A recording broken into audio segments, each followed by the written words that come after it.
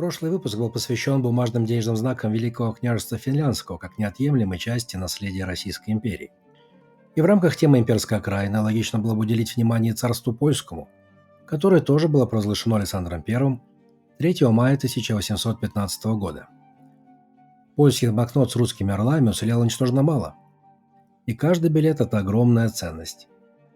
Билеты царства польского стали первыми, на которых было написано «польский», но при этом они не были первыми польскими билетами. Опыт обращения бумажных денег уже имелся, причем главным образом негативный. И как в современном человеке живут гены неандертальцев, так и денежное обращение польских владений русской короны унаследовало следы ДНК своих предшественников. Поэтому нельзя не рассказать, хотя бы вкратце, с чего же все начиналось. В середине 18 столетия некогда сильнейшее в Восточной Европе польско-литовское государство, Речь Посполитая, пришло в полнейший упадок. Соседняя Российская империя стремилась и имела большие шансы превратить всю страну в свой протекторат. Но, оказавшись втянутой в войны с Турцией и Швецией, нуждаясь в союзниках, пошла на разделы земель с Австрией и Пруссией. Поляки пытались сопротивляться, но терпели поражения, после которых условия становились только хуже. Получалось как в сказке, с тремя испытаниями одно другого тяжелее. В первый раз в 1772 отрезали 1/3, во второй раз в 1793 больше половины от того, что осталось. Что будет в третий раз, догадаться было нетрудно, но принять такое положение дел морально было тяжело. Если король Станислав Понятовский успел дойти до стадии депрессии, то большинство поляков еще только переходило от отрицания к злости. В марте 1794 года генерал-майор Тадеуш Костюшка поднял восстание против России и Пруссии, посчитав, что сможет сплотить нацию и сделать Польшу снова великой. Оба его противника даже по отдельности имели подавляющее численное превосходство и могли при необходимости получить подкрепление от Австрии и деньги от Англии, которые все эти империи были нужны для противодействия Франции. Костюшка же располагал весьма скромными силами, а на запасы звонкой монеты рассчитывать не приходилось вовсе. Больше не было своих крупных месторождений золота и серебра, и драгоценный металл привозили из-за границы, так что много денежек не начеканишь.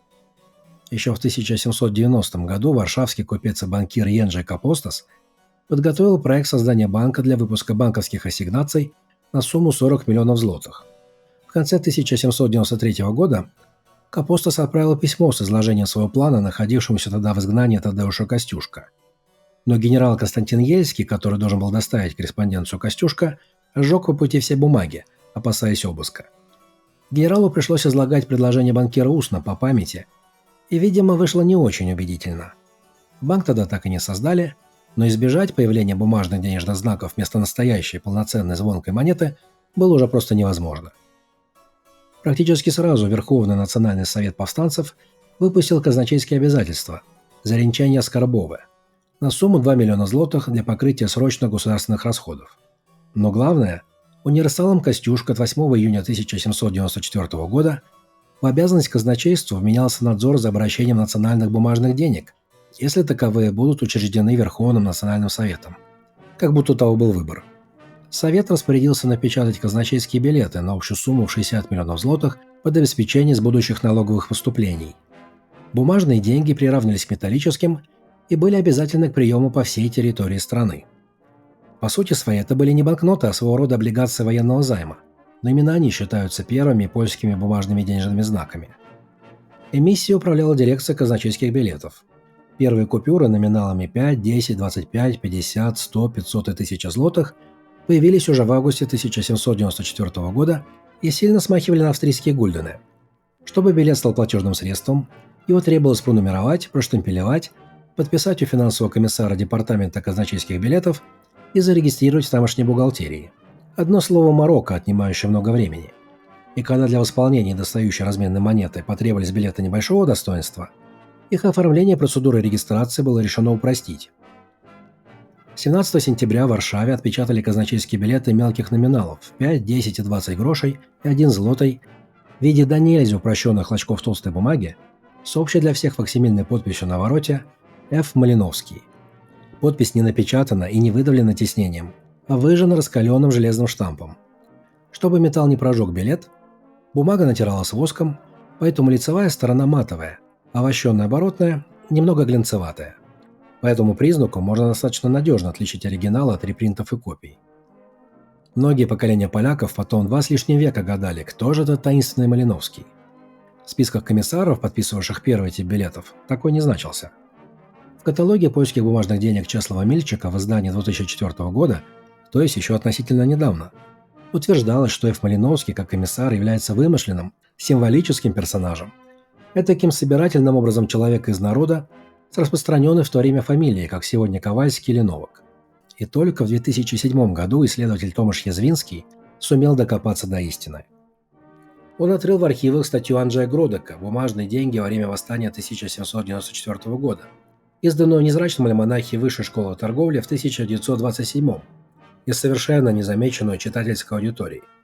И спустя 80 лет после публикации общественность наконец-таки открыла для себя, что Малиновский реально существовал, и звали его Филипп, и был он комиссаром управления казначейских билетов и происходил, скорее всего, из финансовых кругов, поскольку на должность его рекомендовал варшавский банкир Георг Фридрих Пац. А неизвестным он оставался так долго потому, что его имя не было включено в списки первого состава управления, ибо он пришел по дополнительному набору в сентябре. Из той же брошюры стало известно, что 3 сентября 1794 года Костюшка обратился к руководству управления казначейских билетов с просьбой увеличить количество и ускорить производство билетов мелких номиналов. И на следующий день Верховный национальный совет соответствующим постановлением распорядился о печатании банкнот номиналами 2 и 4 злотых на общую сумму 8 миллионов злотых. Интрига в том, что билеты 2 злотых больше нигде не упоминаются, их образцы неизвестны. Скорее всего, они так и не попали в печать, но кто знает, быть может, все-таки когда-нибудь еще и всплывет чудом уцелевший экземпляр. Еще 4 сентября комиссары повстанцев налаживали производство новых билетов, а уже 4 ноября войска Суворова взяли предместье Варшавы и Прагу и на следующий день вошли в польскую столицу. После чего 6 ноября билеты Костюшка перестали считаться законным платежным средством и обратились в мусор. За время восстания в обращение успело попасть казначейских билетов на сумму порядка 10 миллионов злотых. Несмотря на официальное равенство с монетой, в реальной жизни их принимали по заниженному курсу. Помимо казначейских билетов существовали еще так называемые монетные билеты – билеты Меннича. Это были квитанции, которые выдавались за драгоценный металл, сданный на монетный двор для чеканки монет. Их выдали примерно на 250 тысяч злотых. После падения Варшавы польский король Станислав Понятовский отрекся от престола в пользу русской императрицы Екатерины II. Последовал третий передел территории между Россией и Пруссией, и Речь Посполитая полностью исчезла с карты мира. По новым договоренностям Варшава отходила к Пруссии. 8 января 1796 года прусаки вошли в бывшую польскую столицу и закрыли Варшавский монетный двор. Поляки лишились своего государства, но с наступлением нового XIX века обрели новые надежды на его возрождение. Одни связывались с восшествием на трон молодого, либерально настроенного российского императора Александра Павловича, обещавшего своим приятелям польским аристократам подумать в этом направлении, а другие подогревались успехами французского генерала, провозгласившего себя императором, Наполеона Бонапарта, чья звезда взошла за год до неудачного восстания Костюшка на другом конце Европы, в революционной Франции при осаде Тулона. Да так засияла, что очень скоро всем монархам Старого Света станет жарко. К 1807 году все обидчики Польши, Австрия, Пруссия и Россия были по очереди разбиты корсиканцам на голову, пух и прах проиграв генеральное сражение. Всем потребовалась передышка. Наполеон Бонапарт, Александр I заключили в Тильзите мир. Императоры соревновались в любезности, и Наполеон предложил Александру I возродить Польшу под властью России. Но царь отказался и ответил контрпредложением – создать польское королевство под десницей брата французского императора Иеронима Бонапарта. А вот на это не пошел уже Наполеон, вернее не повелся. Обе стороны пытались заманить друг друга в ловушку. Прими царь польскую корону, Русь и Австрия стали бы его вечными врагами, и волей-неволей пришлось бы оставаться союзником Франции. Передача же Польши под власть французов делала бы мир Наполеона с прусаками и австрийцами ненадежным и позволяла Александру в будущем все переиграть. В результате из прусской и австрийской долей польско-литовских земель был образован французский протекторат Великое герцогство Варшавское, которое Наполеон передал своему союзнику, саксонскому королю Фридриху Августу I. На польском языке это княжество, но в русский оно пришло в переводе с французского и потому герцогство. Администрация герцогства находилась под строгим контролем французских резидентов. Герцогство было саксонским владением, и сами слова «Польша» и «польский» в официальных документах не употреблялись. Экономика герцогства пребывала не в лучшем состоянии. Континентальная блокада прервала экспорт зерна в Англию и лишила страну главного источника дохода. Кроме того, Наполеон выкачивал из герцогства солдат для своей испанской кампании и вынуждал содержать чрезмерно большую армию, на содержание которой уходило 2/3 всех доходов. А еще раздал имение стоимостью 30 миллионов франков своим 27 генералам, которые освобождались от уплаты налогов с полученного имущества и ничего не вносили в казну. Все это образовало в бюджете большие зияющие дыры, которые было решено, как обычно в таких ситуациях, залатать бумагой. Саксонский финансовый советник Мантойфель разработал проект декрета об эмиссии бумажных денег от 1 декабря 1810 года, который король Фридрих Август подписал задним числом уже 29 декабря, когда печать денежных знаков шла полным ходом. В Саксонии, в Дрездене, по саксонскому же образцу, напечатали 1 миллион 10 тысяч банкнот на общую сумму 9 миллионов польских злотых.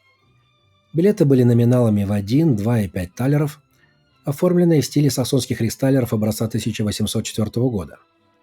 1 талер равнялся 6 злотам или 180 грошам. Все купюры были одинакового размера, с водяными знаками, факсимильными подписями контролера и комиссара и тисненными гербом короля и печатью контролера.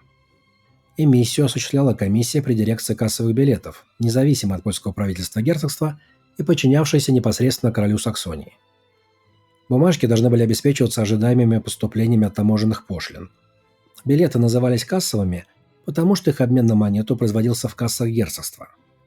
1 июля 1811 года министр финансов герцогства Тадеуш Матушевич учредил променную контору Сирич-кассу в особняке Красинских, и на следующий день в обращение поступили первые билеты.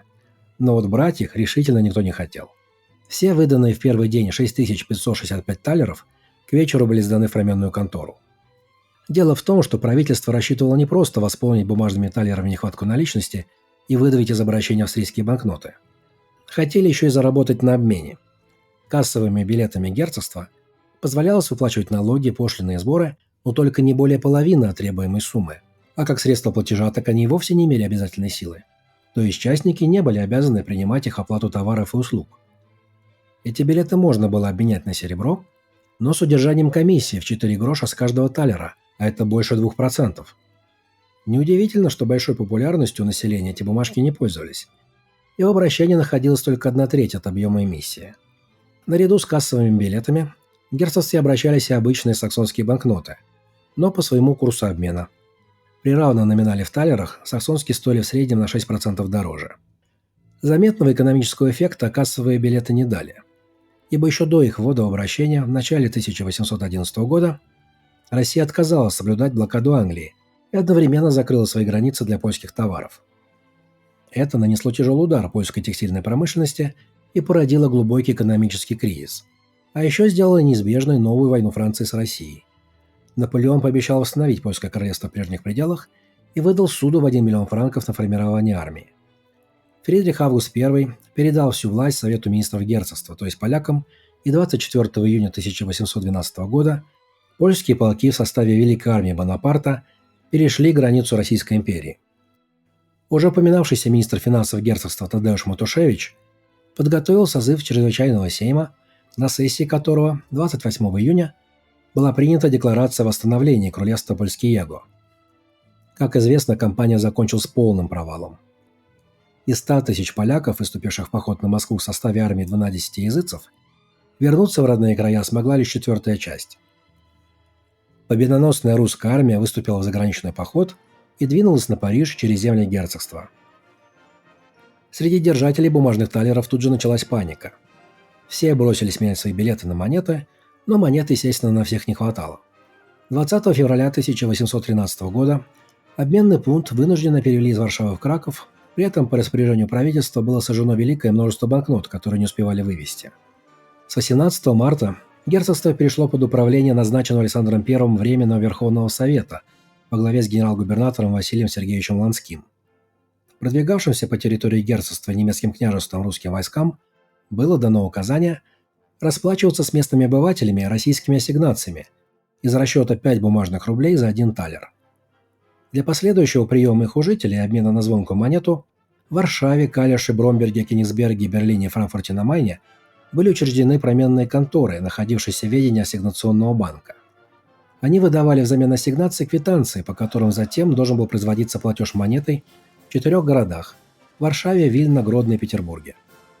Для урегулирования долгов герцогства Варшавского русскими властями была создана Центральная ликвидационная комиссия, которая намеревалась выкупить у населения оставшиеся несколько тысяч кассовых билетов. Банкноты должны были погашаться в 1815-16 годах, и собранные бумажные талеры даже проштемпелевали печатью сокращенных слов «Comis Central Liquid», но их обмен на монету так и не состоялся. Кассовые билеты герцогства Варшавского продолжали находиться в обращении вплоть до его окончательного официального упразднения, хотя и по заниженному курсу, с потерей примерно 30% от номинальной стоимости. Судьбу герцогства решал Венский конгресс. Союзники Александра не согласились с передачей России всего герцогства, и округ Велички пришлось отдать Австрии, а западная часть с центром в городе Познань перешла к Пруссии. Краков провозглашался вольным городом. 3 мая 1815 года доставшиеся России земли были провозглашены царством польским. Формально независимым государством, связанным с Российской империей только личной монархической унией. Александр I получил титул короля польского. Ему принадлежала вся исполнительная власть, право назначать всех должностных лиц. В отсутствие царя, верховная власть царствия была представлена его наместником и Государственным советом. При государе находился министр-статс-секретарь по делам царства польского, представлявший интересы царства, а также ведавший внешними сношениями его касавшимися. Органы Центрального управления состояли из 5 правительственных комиссий, по сути министерств: военной, народного просвещения, юстиции, внутренних дел, финансов и казначейства. Административно царство разделялось на 8 воеводств. Александр даже сохранил полякам дарованную тем Наполеоном конституцию, хотя и в несколько урезанном виде. Царству полагалась внушительная армия, ядром которой стали остатки польского корпуса из состава наполеоновских войск. Первым наместником в царстве польском стал бывший наполеоновский генерал Юзеф Зайончик. Полученное королевство поляки тут же окрестили конгрессовым, выразив этим недовольство потерей территорий, но первые годы российского правления были относительно спокойными. Александр I любил проявлять рыцарство и являть милость своим поверженным врагам, особенно иностранным. Польские аристократы, успевшие по 2-3 раза побывать по другую сторону, сохраняли свои имения и получали места в Сенате, и частенько занимали прежние должности, которым соответствовали, кстати, далеко не всегда. Кресло министра финансов царства польского унаследовал министр доходов и казначейства герцогства Варшавского, тот самый Тадеуш Матушевич, при том, что за ним не числится никаких успехов на поприще управления финансами. Матушевич был блестящий оратор и выдающийся литератор, мастер художественного слова, запомнившийся приятной внешностью и особенно звучным и красивым голосом, который помогал ему выражать все чувства своего сердца и придавал непостижимое очарование всему, что исходило из его уст.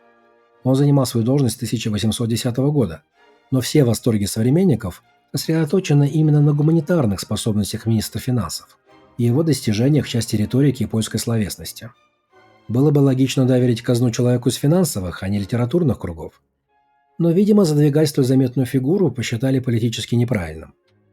Когда в конце 1817 года Матушевич подал в отставку, на его место был назначен его предшественник, занимавший пост министра доходов и казначейства герцогства Варшавского до него, Ян Венгленский, из тех же политических кругов.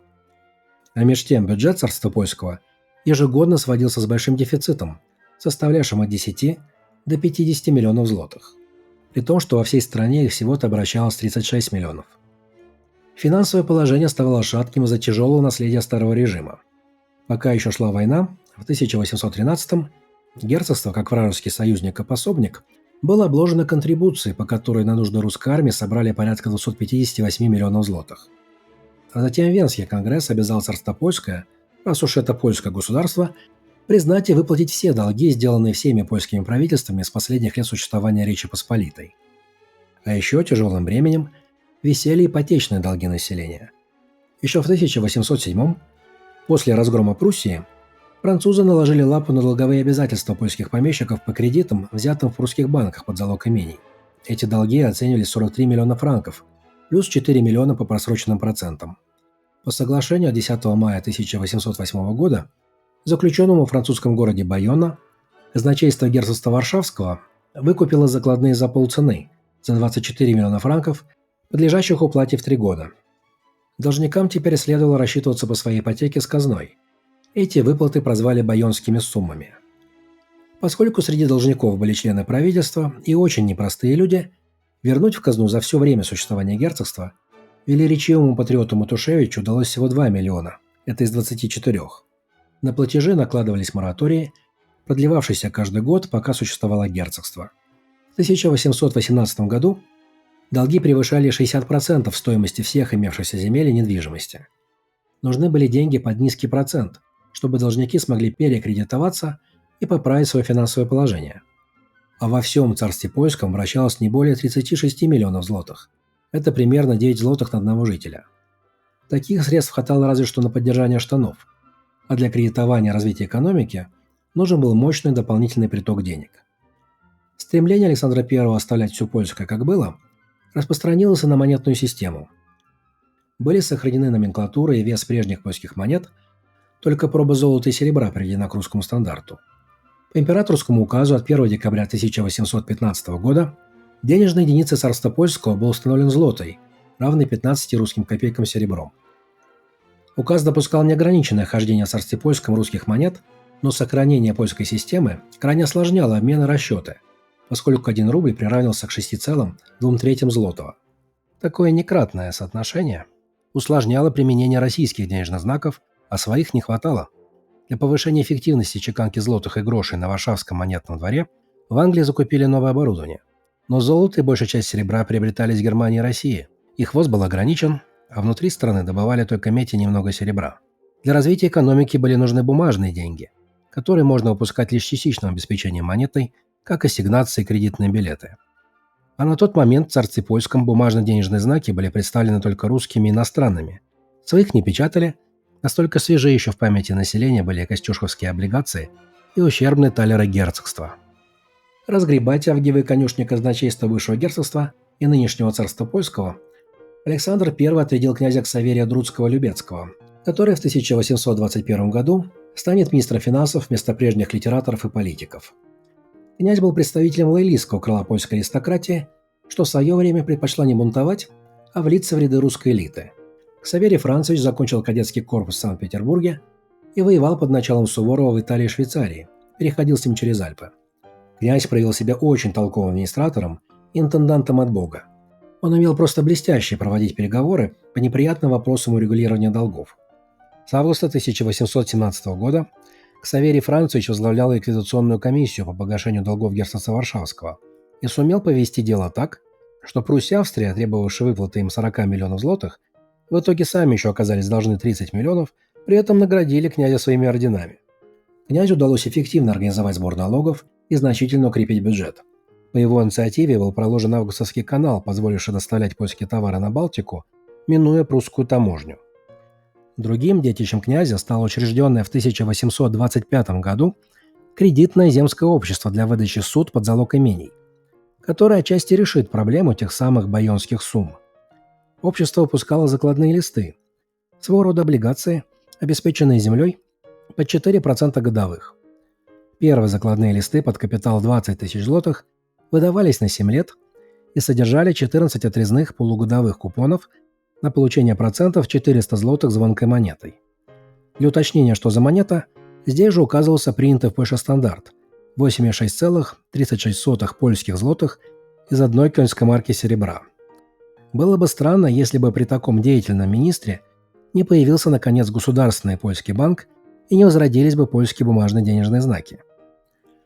По представлению князя был издан царский указ от 15 апреля 1823 года, дозволявший выпуск кассовых билетов царства польского на сумму 16 миллионов польских злотых. Кассовые билеты достоинством в 5, 10, 50 и 100 польских злотых изготавливались экспедицией заготовления государственных бумаг в Санкт-Петербурге по образцу и подобию русских ассигнаций. Номиналы различались размерами и цветами – синим, розовым, светло-желтым и белым. Изначально предусматривался еще билет в 20 злотых, но в серию он так и не пошел.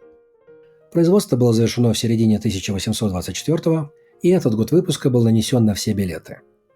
Однако отпечатанные билеты в 1824 году в обращение не поступили и были оставлены на хранение в Петербурге. Дело в том, что билеты предназначались для зарабатывания денег на курсе обмена, чем в свое время занимались саксонцы в герцогстве Варшавском. Несмотря на то, что банкноты были полностью обеспечены драгоценными металлами, обмен на серебряную монету собирались производить с удержанием 2% лажа, как по-русски звучал термин «нажио». Он составлял 3 гроша с каждых 5 злотых. Однако экономисты такой подход не одобрили.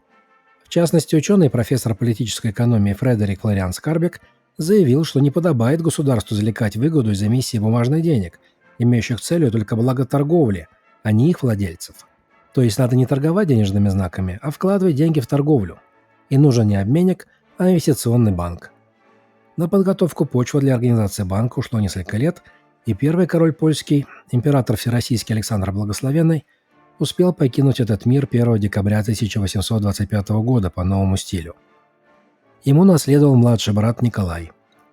По представлению князя Друцкого-Любецкого, Николай I своим указом от 29 января 1828 года по новому стилю учредил в Варшаве Польский банк в качестве центрального финансового учреждения царства польского. Банк приступил к работе 6 мая 1828 года. Его первоначальный капитал составлял 30 миллионов злотых. Банк должен был осуществлять надзор за промышленными предприятиями и финансировать развитие промышленности. А еще мог предоставлять долгосрочные и краткосрочные кредиты и пользовался правом эмиссии как собственных банкнот на сумму имеющихся вкладов, так и кассовых билетов царства польского, напечатанных еще в 1824 на те самые 16 миллионов злотых. В обращение поступил именно этот старый задел, но уже от имени нового банка. На всех билетах серии на лицевой стороне надписи по центру помещены в богато гильяшированную двойную рамку. В верхней части расположился тисненный герб царства польского. В тексте сообщалось, что в соответствии с царским указом от 15 апреля 1823 года променные кассы выплачиваются столько-то злотых, и что этот билет будет приниматься во всех казначейских кассах. Такая формулировка гарантировала неограниченную конвертируемость кассовых билетов в монету. Билеты изготовлены из бумаги с водяными знаками в форме номинала купюры. Все банкноты были двусторонними. На обороте по центру помещался номинал цифрами или прописью на фоне цветного гильёша, справа от которого или выше ставилась подпись уполномоченного банковского контролера, вручную чернилами. На лицевой стороне напечатаны факсимильные подписи 2 из 15 комиссаров, по правилам находившихся в разных должностях. Один сенатор, второй депутат. Вышестоящий подписывал слева, нижестоящий справа. Этот принцип достался по наследству герцогства Варшавского и сохранялся в дальнейшем по 40-е годы, когда билеты будет подписывать тандем президент банка – директор. Для самого массового билета серии 5 злотых известно 29 комбинаций подписей. Подобно своим предшественникам в герцогстве Варшавском, кассовые билеты Банка Польского должны были приниматься в уплату государственных налогов, пошлин и сборов, однако не являлись при этом законным средством платежа, и частные лица не были обязаны их принимать. Но эти бумажки пользовались у населения уже полным доверием, ибо в отличие от прежних талеров, да и от российских ассигнаций, они свободно, без удержания, в любое время обменивались в кассах банка на серебряные польские монеты по равному курсу 1 к 1. Фактически они применялись уже как кредитные билеты, опередив их возникновение в России на 15 лет. Российские будут обеспечены потом серебром до 1/6 часть, ну а в польском банке поддерживали запас серебра на сумму, равную не менее 1/7 от стоимости выпущенных в обращение билетов. Золотые монеты, как и в России, были выведены за рамки денежного обращения и применялись исключительно для внешней торговли. Это избавляло польский банк от необходимости держать еще и запас золота для обеспечения банкнот. Обеспечение бумажных билетов серебром варьировалось от года к году, и в 1828, когда шла борьба за доверие населения, уровень достигал почти 37%, а в 1833 снизился до 15%. К банкнотам привыкли, и очень скоро бумажные деньги начали вытеснять из повседневного обихода металлические. Банкноты образца 1824 пользовались огромной популярностью, но, как и российские ассигнации этих лет, не отличались долговечностью. Уже даже по этой причине они крайне редки. Кроме того, объем эмиссии распределялся по номиналам неравномерно, и 10-злотовых билетов отпечатали в 5 раз меньше, чем 5-злотовых. Всего порядка 400 тысяч купюр. Банкнот номиналами в 50 и 100 злотых было изготовлено, естественно, еще меньше. Но главное, кассовые билеты оставались законным платежным средством почти четверть века, до 1851 года, а потом в течение еще 6 лет принимались для обмена в кассах польского банка. Так что уж даже самые нерасторопные смогли обменять свои злотые на серебряники. Поэтому билетов образца 1824 года уцелело совсем немного, а купюры в 50 и 100 польских злотых можно увидеть разве что в экспозиции Национального музея в Кракове, в коллекции графа Эмерика Худенчапского. Известно также несколько образцов с надписью «Взор». Но в силу негодной бумаги нехватка кассовых билетов стала ощущаться уже через 2-3 года после их ввода в обращение, и потребовалась новая эмиссия. Работа над новыми билетами Польского банка началась в 1829 году. Варшавский медальер Ян Менхеймер, ставший первым штатным гравером банка, подготовил эскизы новых денежных знаков. Но в конечном итоге от них были взяты только некоторые элементы. Финальный вариант получился весьма самобытным, не похожим ни на русские ассигнации, ни на зарубежные аналоги. В императорских указах от 2 февраля и 3 ноября 1830 года в николаевской манере подробно и во всех деталях были определены внешний вид, условия выпуска новых банковских билетов номиналами 5, 10, 50, 100, 500 и 1000 польских злотых. Из 6 заявленных номиналов с даты выпуска 1 мая 1830 года успели подготовить только 3 – 5, 50 и 100 польских злотых.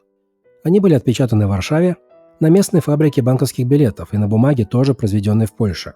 Полностью национальный продукт. Билеты номиналами 50 и 100 польских злотых печатались на бумаге жемчужного цвета. Все они были богато украшены гильяшированными узорами, обрамляющими цифры номиналов и названия банка. По непонятной причине на них не стали изображать герб, ограничившись одной короной. Хотя на эскизе Яна Менхеймера он был. Впрочем, герб царства польского представлен в виде тисненной печати. Банкноты изготовлены из бумаги с водяными знаками в виде номинала, цифрами и прописью в обрамлении гирлянд. На лицевой стороне помещены факсимильные подписи президента и директора банка.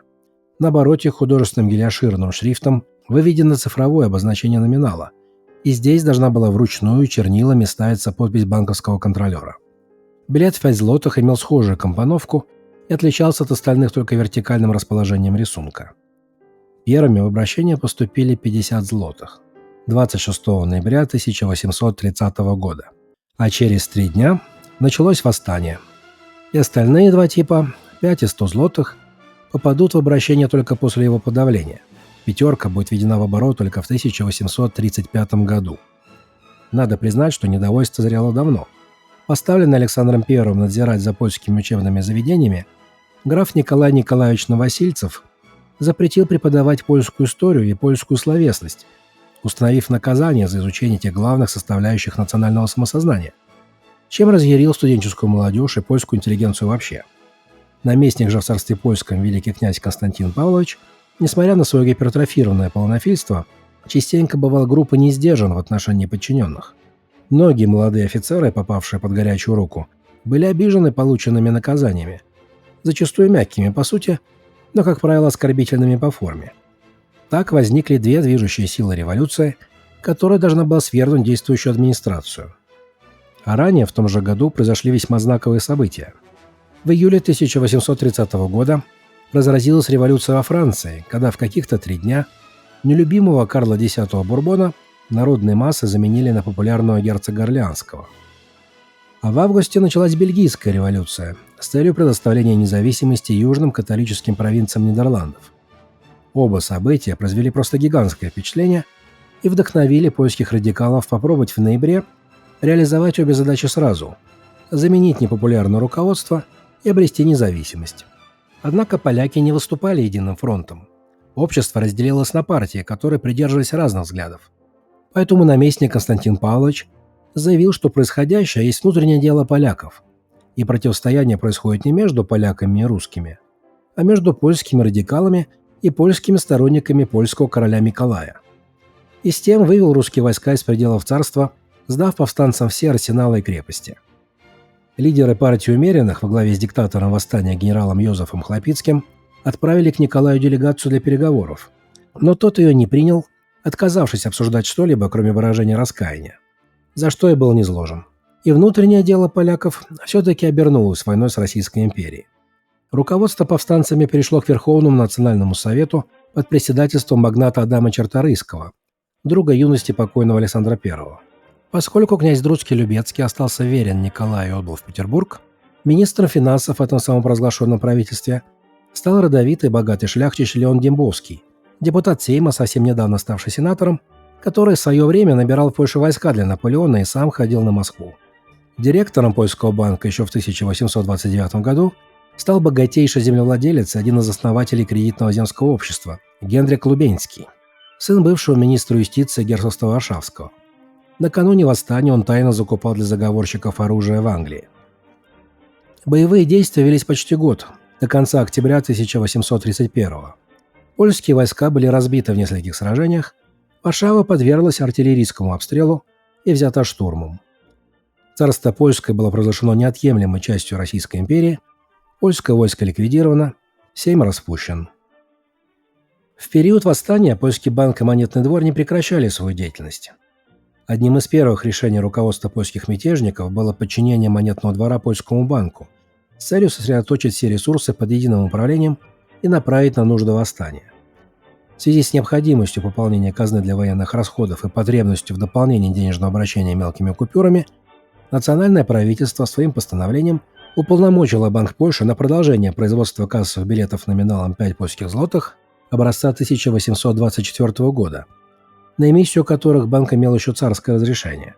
За время восстания было напечатано 274 044 таких билета. С конца марта 1831 года правительство повстанцев приступило к чеканке монет новым штемпелем. С монет убрали портрет царя, поместили оба герба Речи Посполитой, а общее оформление было выполнено в традициях XVIII века. По гурту шла надпись «Боже, освободи Польшу». Монет в 5 и 2 злотых и в 10 грошей было произведено на общую сумму свыше полумиллиона злотых. Но тут подошли к концу запасы серебра, а Пруссия и Австрия, занявшие нейтральную позицию, отказались пропускать в Польшу транспорты с оружием и монетой. Ничего другого не оставалось, кроме как приступить к широкой эмиссии бумажных денег. Для привлечения крупных средств от самых больших патриотов от имени Генеральной кассы Царства Польского банк выпускал краткосрочные процентные бумаги на предъявителя, так называемые казначейские ассигнации на суммы 100, 200, 500 и 1000 злотых. Билеты должны были обеспечиваться доходами от сбора налогов и пошлин. На лицевой стороне в гильяшированной рамочке помещался текст обязательства, в соответствии с которым на 4-й месяц от даты выставления настоящей ассигнации Генеральная касса Польского королевства уплатит сумму по номиналу вместе с процентами в размере 6% годовых. На оборотной стороне отпечатан шаблон для отметок контролера и внесения данных о датах выдачи и погашения. Бумага с водяными знаками в виде узоров и линий, которые отличаются для каждого номинала. Билеты подписывались министром финансов повстанцев Леоном Дембовским и генеральным директором кассы Хилари Островским. На 500 и 1000 злотых добавлялась третья подпись еще одного генерального директора Александра Уводского. Ассигнации изготовлялись в типографии Польского банка, о чем гордо сообщалось крупными буквами. Там же с 29 января 1831 года по решению Сейма печатали 4% повстанческие облигации государственного займа на 60 миллионов злотых. Заем назывался «Посылки польские», то есть польские пожертвования. Он обеспечивался всем государственным достоянием и всеми доходами казны. На сумму займа было выпущено 100 000 облигаций по 600 злотых, каждый из которых прилагалось 25 купонов. Облигации были отпечатаны на бумаге с водяным знаком из надписи «Холланд». Заключение договоров займа и погашение облигаций были возложены на польский банк под надзором комиссии по погашению государственного долга. На облигации была открыта подписка как внутри страны, так и за рубежом. По подписке требовалось внести 75 злотых, и в обмен выдавалась квитанция, дававшая право на получение оригинала облигаций и купонов при условии предъявления подтверждения выплаты всей суммы в 600 злотых.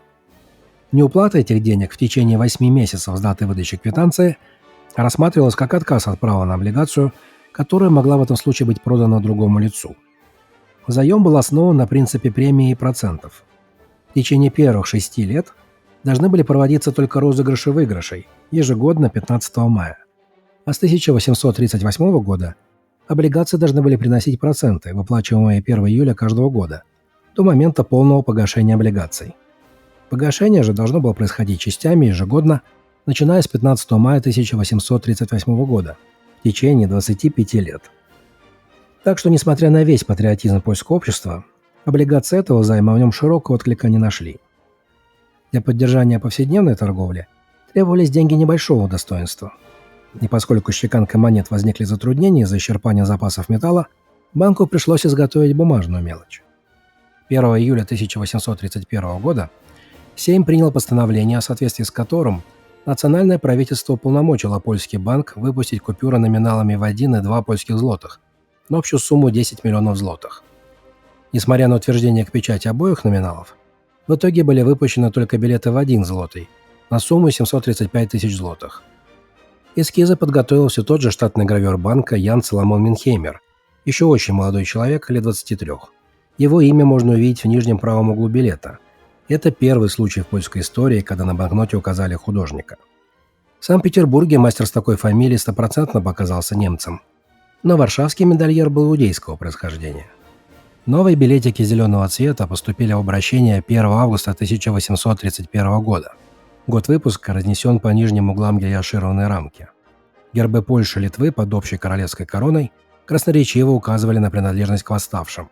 Помимо декоративных литографических гильёшей, билеты от подделки должны были защищать тисненный штамп в нижней части, 1 злотый, и водяной знак в виде стилизованной цифры 1, которая чаще всего смещена от центра влево, но бывают и другие варианты. Также выделяются разновидности, выполненные из толстой и из тонкой бумаги. На банкнотах стояла только одна факсимильная подпись одного из директоров банка – либо Генрика Лубенского, либо Павла Глушинского. После подавления восстания все решения революционного правительства в части денежного обращения были отменены. Монетный двор вернулся в ведение комиссии финансов и казначейства. Но выпущенные повстанцами монеты и банкноты сохранили статус платежных средств. Никаких денежных реформ, массовых обменов или изъятий денежных знаков устаревших образцов не производилось. И до 1841 года в обращении уживались монеты и банкноты всех типов и лет. Хождение повстанческих монет 1830-31 годов было прекращено только в 1838, после чего их пустили на переплавку. Собранные же банкноты были потом сожжены под присмотром специальной комиссии. Поскольку императорскому правительству было известно, что далеко не все поляки сочувствовали восстанию, и многие были просто вынуждены подчиняться силе, то те, кто не был захвачен с оружием в руках и вовремя спросил прощения, мог на него рассчитывать. Леон Дембовский, подписавший акт о низложении Николая и собиравший деньги на оружие для мятежников, никак не пострадал и спокойно удалился в свои имения, которых его никто не думал лишать. Он потом еще даже станет членом Государственного совета царства польского при следующем царе. Генрик Лубенский, чьи мастерские производили для повстанцев порох и селитру и шили военную форму, продолжит руководить польским банком и будет жаром заниматься развитием польской промышленности, открывая заводы, шахты и прокладывая железные дороги. Второй директор, Павел Глушинский, тоже легко отделался. А вот мелкая шляхта, которую вооружали, обмундировывали и содержали эти господа, лишала своих клочков земли, отправляла ссылку в арестантские роты на край света, а то и на виселицу. Что положено Юпитеру, не положено быку. Подавив мятеж, российское правительство взяло курс на унификацию монетарной системы Российской империи и царства польского. В ноябре 1831 года Николай I поручил министру финансов империи Егору Францевичу Конкрину рассмотреть вопрос о введении в Польшу русских денег. Конкрин предложил отказаться от злотого и ввести счет на рубли, а на деньгах добавить перевод на польский. Победитель поляков, князь Варшавский Иван Федорович Паскевич, назначенный главой администрации края, считал, что сперва надо начать выпускать в рублях банкноты польского банка и закладные листы земского кредитного общества, которые постепенно вытеснят бумажные деньги в злотах, а затем, годик этак через 3, перейти на расчеты в рублях в правительственных учреждениях и где-то с 1835-го перевести на рубли уже все торговые операции. И вот на этом заключительном этапе реформы перейти на монеты русского образца с таким же рисунком штемпеля, только надписи можно сделать так и быть на польском. Все соглашались, что при некратном соотношении злотого к рублю пересчеты делать неудобно, и надо выбрать что-то одно – либо рубли, либо злотые. Но в итоге на практике был реализован именно вариант с указанием достоинства монеты банкноты в двух валютах. Указами от 3 октября 1832 года и 27 февраля 1833 русский рубль объявлялся денежной единицей царства польского наряду со злотом. В этой связи была изменена монетная система. Упразднялись прежние, вводились новые номиналы. На всех новых монетах и банкнотах достоинство указывалось в двух валютах. 20 злотых равнялись 3 рублям, 10 – 1 рублю с половиной. 5 злотых составляли 3/4 рубля, 2 злотых – 30 копеек, 1 – 15, 50 грошей были равны 25 копейкам, а 40 – 20. По замыслу двуязычные монеты должны были приучить местное население к русским денежным единицам и подготовить его к переходу уже на общие для всей империи денежные знаки. Первая серия русско-польских монет была изготовлена на Санкт-Петербургском монетном дворе, а в дальнейшем производство продолжили на Варшавском. По указанию Николая I из обозначения злотого убрали слово «польский». Теперь это были просто злотые, а не польские злотые. На монетах польский герб переместили с груди двуглавого орла на крылья, но на банкнотах он остался на прежнем месте. В 1841 году имперским правительством был осуществлен ряд шагов по ограничению польских самостоятельности и самобытности. Были упразднены Государственный совет и Высшая судебная палата, количество комиссий было сокращено до 3, ибо Польша была лишена своих войск и полиции, и соответствующие министерства были уже без надобности. 8 воеводств преобразовали в 5 губерний. Меж тем в России была проведена денежная реформа Егора Францевича Гонкрина, и по указу от 21 января 1841 года или от 2 февраля по новому стилю в Польше, как и во всей империи, монетной числительной единицей стал российский серебряный рубль. Все казенные платежи и частные расчеты в крае предписывалось производить только в рублях серебром. Старая монета, за исключением двуязычной польско-русской, перечеканилась по российскому стандарту. Разумеется, потребовалось заменить и бумажные деньги тоже. Новые билеты Банка Польского были в рублях серебром, без указания эквивалентов в польских злотых, но с текстами на 2 языках – русском и польском. Двуязычными были и водяные знаки. На оборотной стороне добавились еще переводы номинала на французский, английский и немецкий языки. Стиль оформления представлял собой сплав русской и австрийской традиций. Поскольку проба и вес монет были приведены в соответствие с российским стандартом, то вместо кёльнской марки теперь использовался русский фунт, из которого получалось 22,3 рубля, о чем и сообщалось на банкноте. Номенклатура польских рублевых купюр отличалась от состава существовавших на тот момент русских ассигнаций депозитных билетов, равно как и от финских. Предусматривался бумажный 1 рубль серебром, которого в других краях еще не было. Зато отсутствовала пятерка. Вводилось всего 4 типа банкнот – 1, 3, 10 и 25 рублей серебром. Но в 1841 в обращение поступили только 3 рубля, и на них изображен российский двуглавый орел еще старого, Александровского типа, с подложкой королевской мантии под польского орла.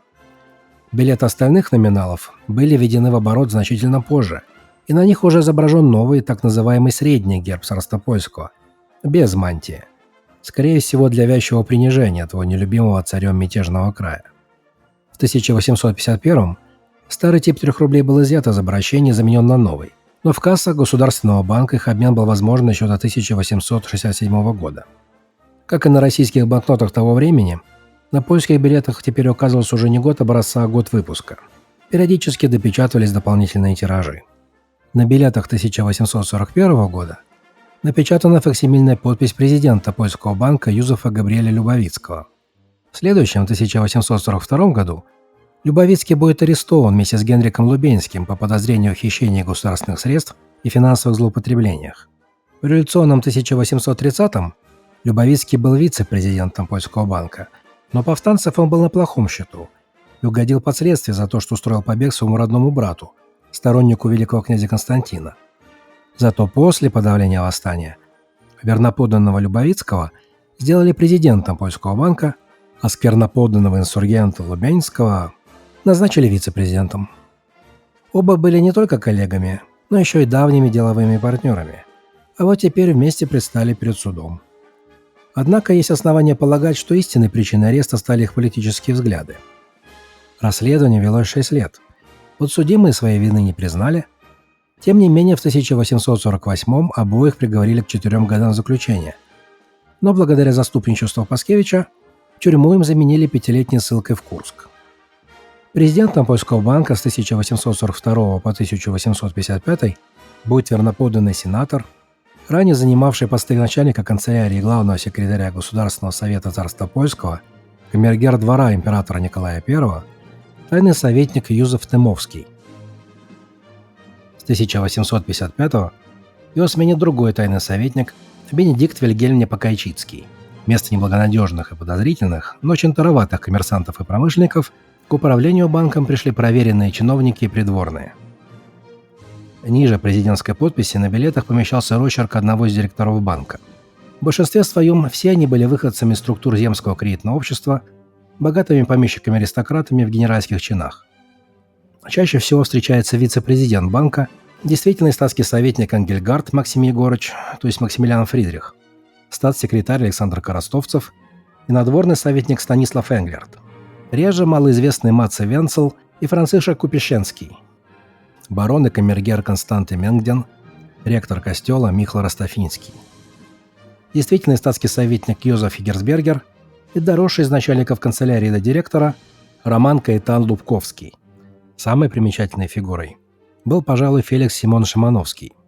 Отпрыск знатнейшего рода, участник сражений под Смоленском и Бородино, естественно, на стороне французов, затем полковник на русской службе в войсках великого князя Константина и, разумеется, участник Ноябрьского восстания. Конечно же, без малейших последствий для себя. Огромное фамильное состояние и женитьба на племяннице князя Ксаверия Друцкого-Левецкого привели отставного кирасира в структуры Польского банка, где с 1847 по 1866 он будет старшим директором. Этой блистательной компанией пришлось управлять Польским банком в самое сложное для него время. Благодаря проведенной в 1841 году унификации монетных систем, российские банкноты стали распространяться в Старостепольском во все возрастающем количестве. И все бы ничего, если бы их наплыв не нарушил равновесие между монетой и бумагой. Российские кредитные билеты принимались в оплату на всей территории империи. И монеты производства Варшавского двора тоже принимались в оплату по всей империи. А вот бумажные билеты Польского банка действовали только на территории Царства Польского. И что из этого следует? Правильно. В качестве бумажных денег использовать русские кредитные билеты, а польские банкноты обменять на монету. Банк рассчитывал получать серебро взамен собственных бумажек, но теперь все больше выдавал, причем по чужим. Это привело к вымыванию запасов серебра польского казначейства, и оно перестало снабжать звонкой монетой польский банк. В 1847 глава комиссии финансов и казначейства, то есть польского Минфина Бернацкий, и руководство польского банка обратились к Паскевичу с просьбой приравнять польские банкноты к российским государственным кредитным билетам. Но в Министерстве финансов Российской империи отрицательно отнеслись к идее равного статуса, на том основании, что польские билеты чаще подделывались. Фальшивых действительно было много, причем довольно качественных. В 1857 году в связи с многочисленными подделками даже придется слегка модифицировать дизайн банкноты в 1 рубль серебром и заменить цвет зеленого на жемчужный. Помимо изменения обрамления цифры 1, номер серии из нижней части лицевой стороны перенесен на оборотную, в самый центр под нижнюю границу гильёша. Но билету на пользу это не пошло, ибо на практике номер серии оказался аккурат вместе сгиба и быстро стирался. Надо сказать, что, как правило, банкноты первого года выпуска наименее редкие, поскольку именно на него и приходится основной объем эмиссии. А в последующие годы допечатываются ограниченные тиражи. И для старого зеленого типа рубля серебром это так и есть. 1847 наиболее доступный год. А вот любой другой – это огромная редкость, особенно 1852. Но в случае с рублем сребрем обновленного типа из первого выпуска сохранились лишь считанные единицы, и стартовый 1857 год самый редкий. Но повышение защиты, разумеется, не повысило статуса билетов Польского банка. После ликвидации таможенной границы между Россией и Польшей в 1850 году начался бурный рост промышленности, и российские кредитные билеты потекли на берега Вислы широким потоком. Количество кассовых операций возросло вдвое, тогда как доля польских банкнот в общем обороте бумажных денег составляла уже всего лишь 1/5. С началом Крымской войны эта тенденция многократно усилилась, и только за 1854 год запас серебра в польском банке сократился более чем в 2 раза – с 26 миллионов до 11. Требовалась звонкая монета для размена кредитных билетов и выплат по внешнему долгу царства. Пришлось просить помощи у Российского министерства финансов. За период с 1854 по 1856 Польскому банку предоставили из русской казны в общей сложности 3 миллиона 600 тысяч рублей в серебре и 400 тысяч рублей в золоте. Но после проигранной войны дефицит российского бюджета к 1857 году составил 772,5 миллиона рублей, что в 3,5 раза превышало сумму всех поступлений в казну. И с мая финансовая помощь казначейству царства Польского и Польскому банку прекратилась. А в 1859 в Российской империи начался тяжелый финансовый кризис. Возникла острая нехватка драгоценных металлов, и правительство выпускало массу необеспеченных инфляционных кредитных билетов, стоимость которых, естественно, резко полетела вниз. В условиях инфляции население принялось придерживать серебряную монету и копить в кубышках на еще более черный день. Из обращения стали исчезать даже медики. В условиях хронической нехватки мелочи стали массово появляться монетовидные бумажные суррогаты, выпускаемые самыми разными частными предприятиями, от крупных фабрик до аптек и богоделин. Если в Финляндии это явление наблюдалось недолго и выглядело скорее как курьез, то в Польше это был самый настоящий кошмар. Едва ли не каждое барское поместье выпускало свои металлические бумажные гроши или копейки, прозванные доминиальными или фольварковыми деньгами. Вот здесь 35 грошей фольварка, то есть небольшого имения, лапенник. 10 копеек какого-то владения близ белорусского Закозеля, или вот такой набор купончиков векселей по 15 копеек каждый, действительно аж в 3 маёнках, сирич-поместьях, которые указаны по периметру под порядковыми номерами. Никодемов, Старовик, Хиларов. А этот бумажный злотый, выполненный, кстати, почти на уровне государственных билетов начала века, выпущен одним из самых известных предпринимателей царства польского. Петр Штенкеллер осуществлял дилижансные перевозки во времена, пока стараниями Генрика Лубенского не была построена железная дорога Варшава-Вена. На оборотной стороне печать имения с инициалами владельца и подписью, скорее всего, управляющего, предположительно Хубицкого. Творчество воистину не знало границ. Если зачем-то был нужен билет в 6 злотых, то, пожалуйста, бери и печатай. Попадаются даже экземпляры с претензией на эстетику, как этот билет с двойным номиналом 10 грошей или 5 копеек 1864 года от грубишовских землевладельцев. Вообще, частная облигация местных латифундистов выполнена добротно, в серии номиналов и в разных цветах. Практически все эти билеты были незаконными. Просто правительству приходилось с ними мириться и закрывать на них глаза. Иногда на эмиссию выдавались разрешения, однако можно было обойтись и без них. В декабре 1861 года в Радоме с разрешения городского совета в местной типографии для 2 частных компаний были отпечатаны банкноты в 15 и 30 копеек на общую сумму 9 тысяч рублей серебром. Вторую эмиссию муниципалитет не согласовал, и тогда заказчики просто обратились в варшавскую типографию Франциска Шустера и там допечатали себе билетов на недостававшую 100 рублей. По оценкам администрации царства польского, общая сумма таких суррогатов обращения достигала 1 миллиона рублей. О ситуации в Санкт-Петербурге знали, но никаких мер к исправлению принято не было. Проблема зависимости местной экономики от превратности денежного обращения империи в начальный период правления Александра II была общей для Великого княжества Финляндского и для царства польского, но вышло так, что события развивались диаметрально противоположным образом. В спокойной Финляндии в 1860 году была введена своя денежная единица – марка, а в 1865 прекращено хождение российских кредитных билетов, что позволило отсоединиться от нестабильной российской денежной системы и создать надежную свою. А вот в мятежной Польше дело закончится упразднением национальной денежной единицы, национального банка, да и практически вообще всего национального. К этому пришли не сразу, но быстро. Зайдя на трон, Александр II предпринял ряд шагов к примирению с поляками, амнистировал по случаю своей коронации участников восстания 1830 года и восстановил Государственный совет царства польского, вице-председателем которого стал польский аристократ Александр Велюпольский, представитель умеренно настроенных либеральных кругов.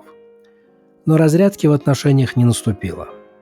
Даже если бы император вернул Конституцию 1815 года, то это бы не удовлетворило уже даже умеренных. Все польские политические движения объединяло требование восстановления польского королевства в прежних границах 1772 года, то есть частью земель Малой и Белой Руси, что делало разрешение конфликта мирным путем невозможным. Угли восстания тлели все эти годы, раздуваемые с одной стороны кружками радикалов, а с другой стороны не самой мудрой политикой имперских властей. Крымская война показала слабость России в военном отношении. Поляки ожидали, что главные победители, Англия и Франция, сделают России предложение, от которого она не сможет отказаться. Расчеты не оправдались, но прежние надежды разгорелись с новой силой в 1859 году, когда французский император Наполеон III разгромил Австрию и позволил гарибальдийцам освободить и объединить Италию. Полякам очень хотелось верить, что новый Наполеон восстановит старое польско-литовское королевство. Поляки находились в той же ситуации, что и ирландцы, причем почти в те же годы. Они тоже рассчитывали спровоцировать иностранную интервенцию, подняв восстание, и нуждались в деньгах на закупку оружия и снаряжения. Общность проблемы предопределяет сходство решения. Перед нами предшественник и прямой аналог облигаций Ирландской республики, которые позже будут распространяться в Нью-Йорке. На ирландских указывало, что проценты будут начисляться после провозглашения национального независимого государства. Здесь же просто стоит «от» и место для даты. Мотивирующие банкноты предназначались для польских иммигрантов и были отпечатаны в Лондоне накануне Крымской войны. В духе европейского единства по 4 углам указывался эквивалент в денежных единицах Великобритании, Франции, Пруссии и Сардинии. С 3 из них России всего через пару лет пришлось воевать. Вышло так, что от образованного в Париже сразу после ноябрьского восстания Комитета польского народа отпочковалось Демократическое польское товарищество, центральный комитет которого в 1848 году перебрался в Лондон и установил тесные связи с Центральным комитетом европейской демократии. Для финансирования борьбы за независимость и установления демократической республики польский ЦК учредил особый фонд, названный «Казна освобожденной Польши». Капиталы привлекались путем распространения 5% банкнот номиналами 10, 25, 50 и 100 польских злотых.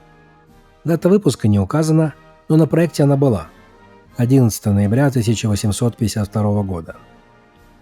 От европейского ЦК гарантом выступил видный гарибальдист Джузеппе Мадзини. От польских товарищей 3 подписи – Станислав Ворцель, Леон Зинкович и Антоний Жабицкий.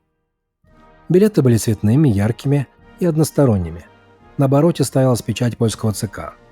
К сожалению, на бумаге революционеры сэкономили. Она без водяных знаков, очень хрупкая и легко рвется.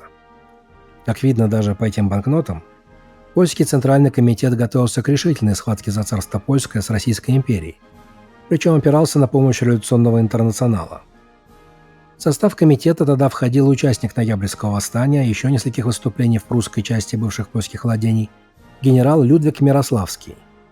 Он был тесно связан с Гарибальди и в 1861 году открыл в Генуе военную школу, где готовили офицерские кадры для будущего восстания, которое радикально настроенная часть молодежи поднимет в январе 1863 года.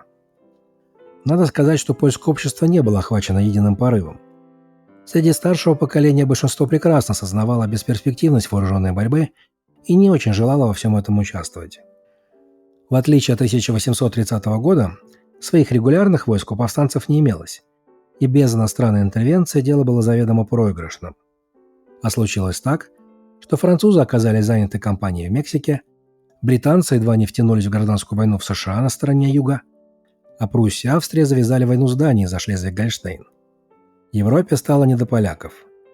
Сами же инсургенты были малочисленны и плохо вооружены и могли вести разве что партизанские действия отдельными отрядами, которые рассеивались и уничтожались в первом же открытом бою с превосходящими силами правительственных войск. Другим важным отличием от прошлого восстания стало отсутствие поддержки в польском банке, соответственно, доступа к его капиталам и печатному станку. В 1862 Бенедикт Непокайчицкий ушел с поста президента банка по состоянию здоровья, а назначенный на его место Александр Владислав Лаский не прослужил и года, подав отставку в ноябре 1863 года. Польским банком во время восстания фактически управлял действительный статский советник Станислав Викентьевич Шемиот, который стал вице-президентом в 1858 году, сменив Энгельгарта. Шемиот происходил из родовитых, обрусевших польских дворян Могилевской губернии, добровольно перешедших на русскую службу еще после первого раздела Речи Посполитой. Станислав Викентьевич был ровесником XIX века и, наверное, старейшим банковским служащим в царстве польском. Он начал свой трудовой путь еще в 20-х годах в Российском ассигнационном банке. Помогал Спиранскому составлять свод законов, заведовал канцелярию Конкрина и по приглашению Ксаверия Друцкого-Лебедского участвовал в создании польского банка в 1828. Почти полвека верной беспорочной службы государем всероссийским. Так что из средств веренного ветерану банка самопровозглашенное национальное правительство не получило ни копейки. Разумеется, что никаких эмиссий денежных знаков в 1863 году польский банк не производил. Инсургентам пришлось искать другие источники финансирования. Деньги нужны были прежде всего на закупку оружия за границей. Поскольку добровольных пожертвований не хватало, попытались было прибегнуть к принудительному взиманию налогов и конфискациям. Обывателям направлялись предписания на уплату чрезвычайного налога в сроки, установленные декретом от 22 ноября 1863 года. На внесенные в повстанческую казну деньги выдавались квитанции с печатью Центрального национального комитета. Бланк состоял из 3 частей. учетного корешка, квитанции и авизовки, то есть предписания. Все суммы указывались принципиально в польских злотах, но вносились, естественно, рублями или иной валютой по курсу. Однако сбор налога успеха не имел, ибо восстание одобряли далеко не все, плюс присланные на его подавление войска загнали инсургентов в леса, полностью очистив от них города. Ну а много ли наберешь налога по хуторам? 10 октября 1863 года Временное национальное правительство издало указ о выпуске 5% облигаций всенародного займа на сумму 21 миллион злотых. Заем был изначально задуман как принудительный, но поскольку дело не задалось, его объявили добровольным и увеличили сумму эмиссии до 40 миллионов. Подписантам выдавались временные обязательства, которые потом, после сбора всей суммы 40 миллионов, предполагалось обменять на уже полноценные облигации, ну а те должны были быть погашены через 10 лет. Временные обязательства по заказу финансового отдела национального правительства были отпечатаны в Варшаве. Они выпущены односторонними, в 4 номиналах, в разных количествах и дополнительно отличались литерой и цветом лицевой стороны. 100 злотых красного цвета, литера А, 80 тысяч штук, 500 злотых синего цвета, литера Б, 16 тысяч штук, 1000 злотых фиолетового цвета, литера С, 12 тысяч штук, 5000 злотых зеленого цвета, литера Д, 2400 экземпляров. Все билеты пресекала надпись «Равенство, свобода, независимость». Полноценные облигации, которые должны были выдаваться в обмен на временные, были отпечатаны в июне 1864 года во Франции, в Париже. Они богато украшены аллегориями промышленности, сельского хозяйства, власти и права и, конечно же, гербами и символами 3 народов Речи Посполитой.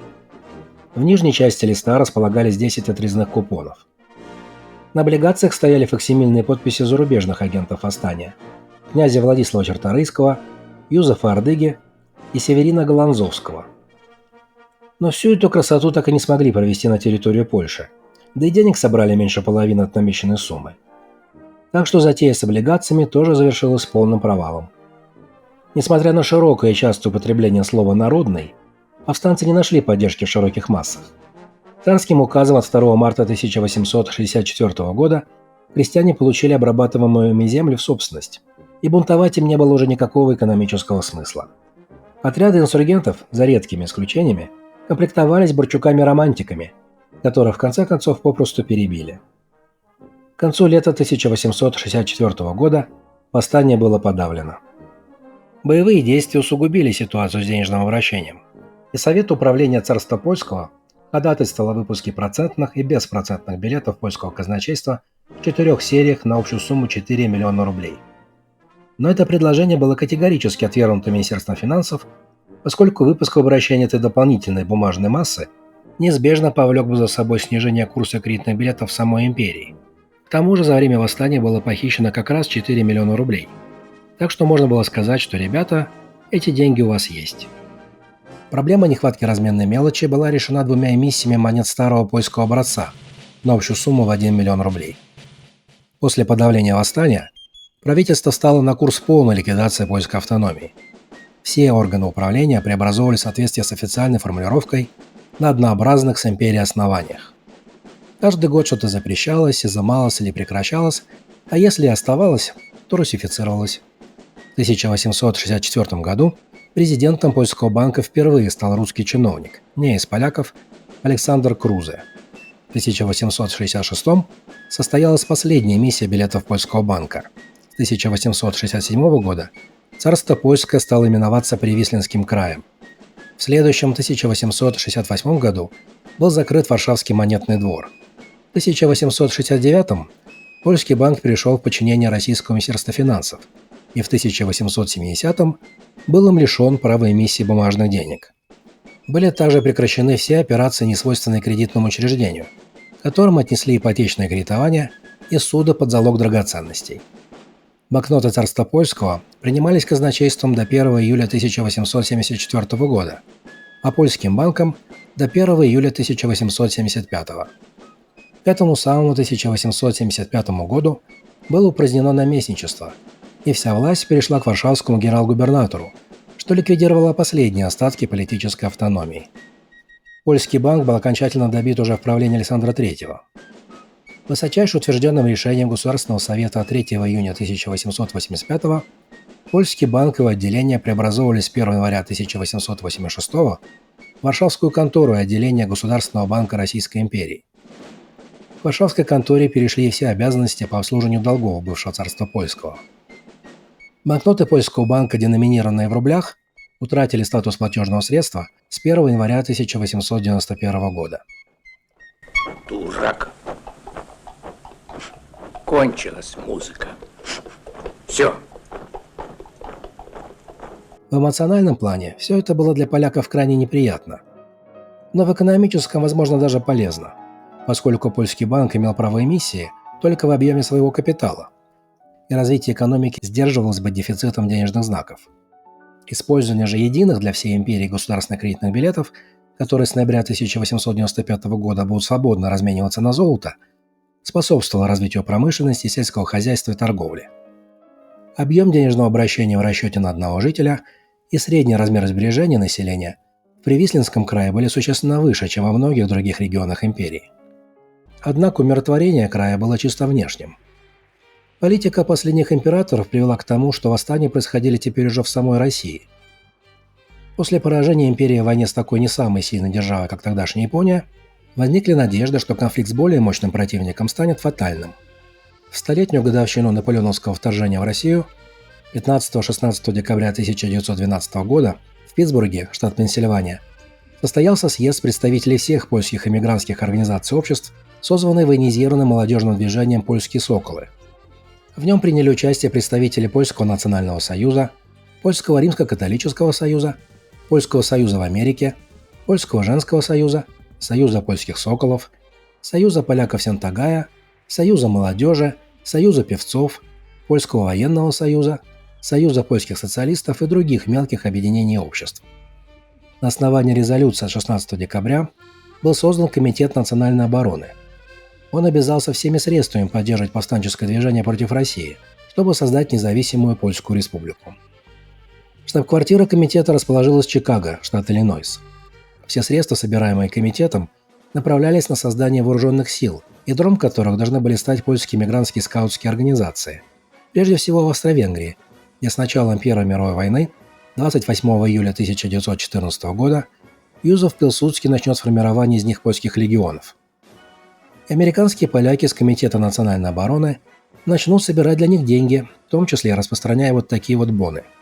1 полон за 25 американских центов. На лицевой стороне портрет героя восстания Костюшка, со времени которого на тот момент прошло полных 120 лет. Это Кассиньер, вооруженный переделанной косой крепостной холоп Бартош Гловацкий, сумевший захватить в бою под Рословицами русские пушки. На обороте гербы Познани, Кракова и Варшавы, как символы 3 частей Польши, разделенных Пруссией, Австрией и Россией, и знаковые даты: восстание Костюшка в 1794, январского восстания 1863 и год ожидаемого освобождения 1914. С началом войны снова исчезла из обращения разменная монета, и возродились локальные бумажные билеты городских властей, коммерческих обществ и крупных поместий. Поначалу в копейках, а потом уже в немецких фенингах. История русской Польши завершилась ровно через 100 лет после провозглашения царства польского в 1915 году, когда после тяжелых поражений на фронтах Первой мировой войны русские войска были вынуждены отступить вглубь страны, и Привислинский край был полностью захвачен Германской империей, которая запустила там обращение своей рейхсмарки и оккупационной Остмарки. История описала очередную петлю, и 5 ноября 1916 года на месте бывшего саксонского герцогства Варшавского возник германский протекторат Варшавское генерал-губернаторство. Но ненадолго. Германия потерпела поражение, и 11 ноября 1918 года заключила перемирие со странами Антанты. И в тот же самый день поляки разоружили немецкий гарнизон Варшавы, что стало первой страницей в истории независимой Польской республики.